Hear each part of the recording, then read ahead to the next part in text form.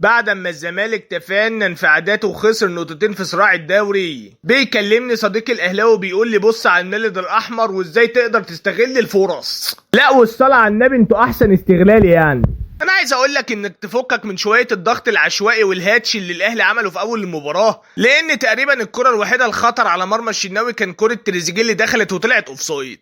اما غير كده للامانه بيراميدز كانت بتلعب الاهلي النهارده على 1.5 وترقصات وكعوب وايه وليله طين. اما بقى كله كوم والوحش الكونغولي ده كوم تاني. لما تتفرج على الجون الاول كده وتشوف كابتن ياسر ابراهيم وهو بيدي هديه اولى لفرقه بيراميدز وبيقول له اتفضل اخشقنا بالجون الاول، تلاقي اللي فيست. اما بقى في الجون التاني ده اللي حكايه وروايه. ايه الكره ياسين مرعي، عايز اقول لك انه كان سابق اصلا فيستون مايلي، لكن فيستون مايلي على مين؟ ده احنا معلمين. قام ماسك الكره وقال له وسع يا جدع، وقام رايح قدام الجون وهوب وقام ماضي شوبير على الهدف التاني. اما بقى الجون التالت ده حدوته الحدوته. ايه الكابتن درجن كان بيحاول يدافع على كريم حافظ، قام كريم حافظ مأكل الجلاشه.